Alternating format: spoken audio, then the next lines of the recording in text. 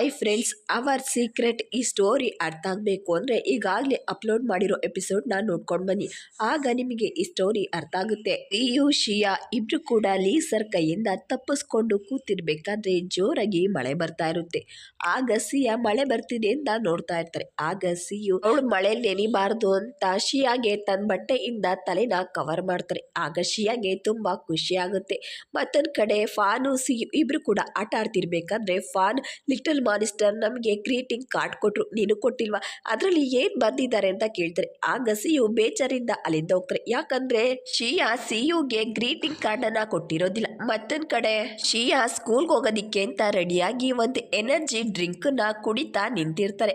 ಆಗ ಅಲ್ಲಿಗೆ ಸಿಯು ಕೂಡ ಬರ್ತಾರೆ. ಆಗ ಶಿಯಾ, ಇದೊಂದು ಎನರ್ಜಿ ಡ್ರಿಂಕ್, ನಾನ್ ಯಾವಾಗ್ಲೂ ಹುಷಾರ್ ತಪ್ತೀನಿ ಅಂತ ಅಮ್ಮ ಇದನ್ನ ಕುಡಿಯೋದಿಕ್ಕೆ ಕೇಳಿದ್ದಾರೆ ಅಂತ ಹೇಳ್ತಾರೆ. ಆಗ ಸಿಯು, ನೀನ್ ತುಂಬಾ ವೀಕು, ಸ್ಕೂಲಲ್ಲಿ ಯಾವಾಗ್ಲೂ ಮಲ್ಕೊಂಡಿರ್ತೀಯ, ಇದು ನೀನ್ ಕುಡಿಲೇಬೇಕು ಅಂತ ಹೇಳ್ತಾರೆ. ಆಗ ಶಿಯಾ, ಯಾರ್ ವೀಕು, ನಾನಾ ವೀಕು, ನಾನು ತುಂಬಾ ಸ್ಟ್ರಾಂಗ್ ಇದ್ದೀನಿ ಅಂತ ಹೇಳಿ ಅದನ್ನ ಕುಡಿತಾ ಇದು ತುಂಬಾ ಕಹಿ ಇದೆ ಅಂತ ಹೇಳ್ತಾರೆ. ಆಗ ಸಿಯು ಶಿಯಾ ಮಾತನ್ನ ಕೇಳಿ ತನ್ನ ಹತ್ರ ಇದ್ದ ಚಾಕ್ಲೇಟ್ ನ ತಗೋ, ಇದನ್ನ ತಿನ್ನು, ಕಹಿ ಹೋಗುತ್ತೆ ಅಂತ ಹೇಳ್ತಾರೆ. ಆಗ ಶಿಯಾ ಸಿಯು ಕೊಟ್ಟಿದ್ದ ಚಾಕ್ಲೇಟ್ ನ ತಗೊಂಡು ತಿಂತಾರೆ.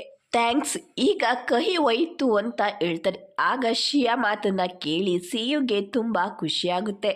ನೀನು ಸ್ಕೂಲ್ಗೆ ಹೋಗು, ನಾನು ಆಮೇಲೆ ಬರ್ತೀನಿ ಅಂತ ಹೇಳ್ತಾನೆ. ಆಗ ಶಿಯಾ, ಯಾಕೆ ನೀನು ಸ್ಕೂಲಿಗೆ ಬರಲ್ವಾ ನನ್ನ ಜೊತೆ ಅಂತ ಕೇಳ್ತಾಳೆ. ಆಗ ಸಿಯು, ನನಗೆ ಸ್ವಲ್ಪ ಬೇರೆ ಕೆಲಸ ಇದೆ, ನೀನು ಹೋಗಿರು, ನಾನು ಆಮೇಲೆ ಬರ್ತೀನಿ ಅಂತ ಹೇಳಿ ಸಿಯು ಅಲ್ಲಿಂದ ಹೋಗ್ತಾನೆ. ಈಗ ಶಿಯಾ ಕ್ಲಾಸ್ ರೂಮಲ್ಲಿ ಕೂತ್ಕೊಂಡು ಸಿಯುಗಾಗಿ ತಂದಿದ್ದಂಥ ಗ್ರೀಟಿಂಗ್ ಕಾರ್ಡನ್ನ ನೋಡ್ತಾ ಕೂತಿರ್ತಾರೆ.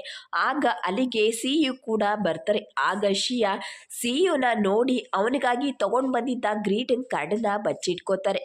ಆಗ ಸಿಯು ಶಿಯಾಗೆ, ನಮ್ ಬೇಂಚ್ ಮೆಟ್ಟು ನನಗೆ ಹೊಸ ವರ್ಷಕ್ಕೆ ಗ್ರೀಟಿಂಗ್ ಕಾರ್ಡನ್ನೇ ಕೊಟ್ಟಿಲ್ಲ, ಆದ್ರೆ ಅವರಿಬ್ಬರಿಗೂ 2 ದಿವಸದ ಮೊದಲೇ ಕಾರ್ಡ್ಗಳನ್ನ ಕೊಟ್ಟಿದ್ದಾರೆ ಅಂತ ಗೊತ್ತಾಯ್ತು, ಎಲ್ಲಿ ನನ್ನ ಕಾರ್ಡು ಕೊಡು ಅಂತ ಕೇಳ್ತಾರೆ. ನಿಮಗೆ ಗ್ರೀಟಿಂಗ್ ಕಾರ್ಡು ಅಂದ್ರೆ ಇಷ್ಟ ಇಲ್ಲ ಅಲ್ವಾ ಅಂತ ಹೇಳ್ತಾನೆ. ಆಗ ಸಿಯು, ಹಾಗಂತ ನಾನು ಹೇಳ್ದ, ನನ್ ಗ್ರೀಟಿಂಗ್ ಕಾರ್ಡ್ ಕೊಡು ಅಂತ ಕೇಳ್ತಾನೆ. ಅಷ್ಟರಲ್ಲಿ ಅಲ್ಲಿಗೆ ಟೀಚರ್ ಬಂದು ಸಿಯು ಶಿಯಾ ಇಬ್ರು ಕೂಡ ಹೊರ್ಗಡೆ ಹೋಗಿ ಅಂತ ಬೈತಾರೆ.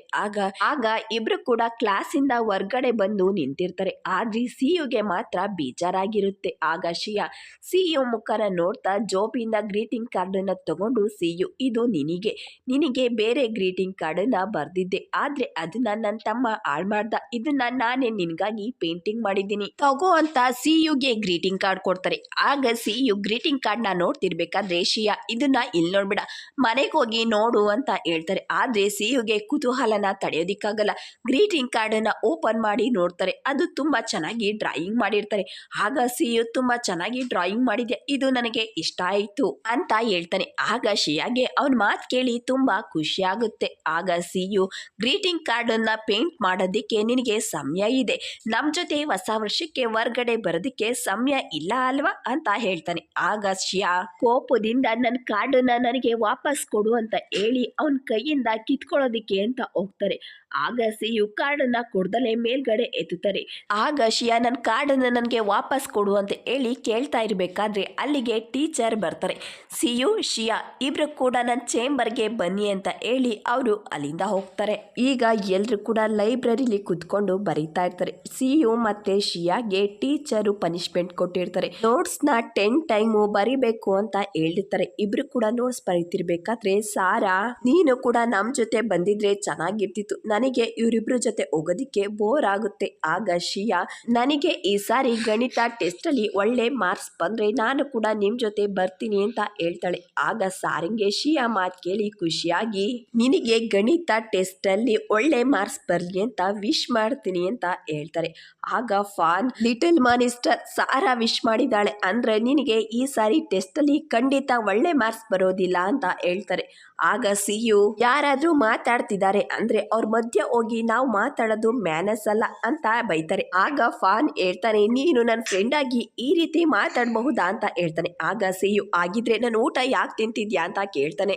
ಯಾಕಂದರೆ ಫಾನ್ ತಿಂತ ಇದ್ದ ಊಟದ ಬಾಕ್ಸು ಸಿಯುವುದಾಗಿರುತ್ತೆ. ಆಗ ಫಾನ್, ನಾನು ನಿನಗೆ ಊಟ ತಿನ್ನೋದ್ರಲ್ಲಿ ಸಹಾಯ ಮಾಡ್ತಾ ಇದ್ದೆ ಅಷ್ಟೇ ಅಂತ ಹೇಳ್ತಾನೆ.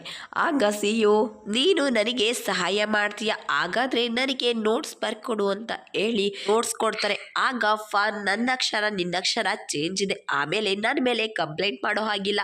ಆಗ ಸಿಯು, ಜಾಸ್ತಿನೇ ಊಟನ ತಿನ್ಕೊಂಡಿದ್ಯಲ್ಲ ಅಂತ ಹೇಳಿ ಊಟ ಮಾಡ್ತಾ ಇದ್ರೆ ಫಾನು ಸಿಯು ನೋಟ್ಸನ್ನ ಬರಿತಾ ಇರ್ತಾರೆ. ಶಿಯಾ ನೋಟ್ಸ್ ಬರಿತಾ ಇದ್ರೆ ಸಾರಾ ಶಿಯಾಗೆ ಊಟ ಮಾಡಿಸ್ತಾ ಇರ್ತಾರೆ. ಈಗ ಈ ಸರ್ ಕೂಡ ಕ್ಲಾಸಿಗೆ ಬಂದಿರ್ತಾರೆ ಟೆಸ್ಟ್ ಮಾಡೋದಿಕ್ಕೆ ಅಂತ ಎಲ್ರಿಗೂ ಟೆಸ್ಟ್ ಪೇಪರ್ ಕೊಡ್ತಾರೆ. ಆಗ ಸಾರಾ ಶಿಯಾ, ಪೇಪರು ಹೇಗಿದೆ, ಚೆನ್ನಾಗಿದ್ಯಾ ಅಂತ ಕೇಳ್ತಾರೆ. ಆಗ ಶಿಯಾ ಕ್ವಶನ್ ಪೇಪರ್ನ ನೋಡ್ತಾ, ಅದನ್ನು ಕೇಳಬೇಡ, ನಾನು ಈ ಸಾರಿ ನಿಮ್ಮ ಜೊತೆ ಹೊಸ ವರ್ಷನ ಆಚರಣೆ ಮಾಡೋದಕ್ಕೆ ಬರೋಕ್ಕಾಗಲ್ಲ ಅನಿಸುತ್ತೆ ಅಂತ ಹೇಳ್ತಾರೆ. ಆಗ ಸಾರಾ ಬೇಜಾರು ಮಾಡ್ಕೋತಾರೆ.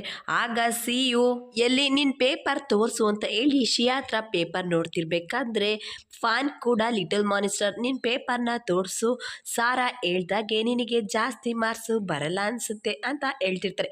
ಆಗ ಸರ್, ಎಲ್ಲರೂ ಸೈಲೆಂಟ್ ಆಗಿರಿ, ಯಾವಾಗ ನೋಡಿದ್ರು ಮಾತಾಡ್ತಾನೆ ಇರ್ತೀರ, ಏನಾದರೂ ಪ್ರಶ್ನೆ ಕೇಳಿದ್ರೆ ಸರಿಯಾಗಿ ಉತ್ತರ ಕೊಡಲ್ಲ.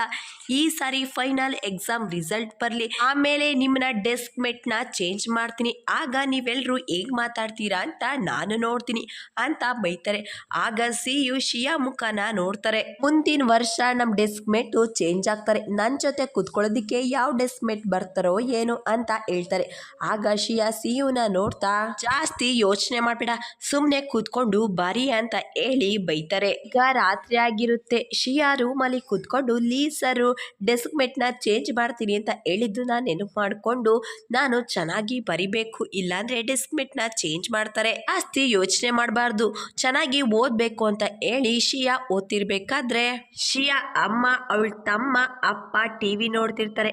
ಆಗ ಶಿಯಾ ತಂದೆ, ಶಿಯಾ ಸ್ಕೂಲಿಂದ ಬಂದು ರೂಮಿಂದ ಆಚೆನೆ ಬಂದಿಲ್ಲ, ಏನು ಮಾಡ್ತಿದ್ದಾಳೆ ಅಂತ ನೋಡ್ಕೊಂಡು ಬರ್ತೀನಿ ಅಂತ ಹೇಳ್ತಾರೆ. ಆಗ ಅವರಮ್ಮ, ರೂಮ್ಗೆ ಹೋಗ್ಬೇಡಿ, ಶಿಯಾ ಓದ್ತಾ ಇದ್ದಾಳೆ, ನೀವು ಹೋಗಿ ಅವಳಿಗೆ ಡಿಸ್ಟರ್ಬ್ ಮಾಡೋದು ಬೇಡ, ಸುಮ್ಮನೆ ಇಲ್ಲೇ ಕೂತ್ಕೊಂಡು ಆಪಲ್ ತಿನ್ನಿ ಅಂತ ಹೇಳಿ ಆಪಲ್ನ ಕೊಡ್ತಾರೆ. ಆಗ ಅವಳ ತಮ್ಮ, ಅಮ್ಮ ನನಗೆ ಬೇಜಾರಾಗ್ತೆ, ನಾವು ಕೂಡ ಹೊರ್ಗಡೆ ಹೋಗಿ ಪಟಾಕಿ ಹೊಡೆಯೋಣ ಅಂತ ಹೇಳಿ ಜೋರಾಗಿ ಕಿರುಚ್ತಾ ಇರ್ತಾನೆ. ಆಗ ಅವರಮ್ಮ, ಅಕ್ಕ ರೂಮಲ್ಲಿ ಕುತ್ಕೊಂಡು ಓದ್ತಾ ಇದ್ದಾಳೆ, ಅವಳಿಗೆ ಡಿಸ್ಟರ್ಬ್ ಆಗುತ್ತೆ, ಜೋರಾಗಿ ಮಾತಾಡಬೇಡ ಅಂತ ಬೈತಾರೆ. ಆಗ ಅವ್ರ ತಂದೆ, ಒಳ್ಳೆ ಐಡಿಯಾನೆ, ನಾನು ಹೋಗಿ ಅಕ್ಕನ ಕರ್ಕೊಂಡು ಬರ್ತೀನಿ, ಎಲ್ಲರೂ ಕೂಡ ಹೋಗಿ ಪಟಾಕಿ ಹೊಡೆಯೋಣ, ಶಿಯಾ ತುಂಬಾ ಹೊತ್ತಿಂದ ಓದ್ತಿರೋದ್ರಿಂದ ಅವಳಿಗೂ ಮೈಂಡ್ ರಿಲೀಫ್ ಅನ್ಸುತ್ತೆ ಅಂತ ಹೇಳಿ ಶಿಯಾ ರೂಮ್ಗೆ ಬಂದು ಬಾಗ್ಲು ಓಪನ್ ಮಾಡ್ತಾರೆ. ಶಿಯಾ ಅಂತ ನೋಡ್ತಾರೆ, ಆದ್ರೆ ಅವಳು ಓದ್ತಿರ್ಬೇಕಾದ್ರೆ ನಿದ್ದೆ ಬಂದು ಹಾಗೆ ಮಲ್ಕೊಂಡಿರ್ತಾಳೆ.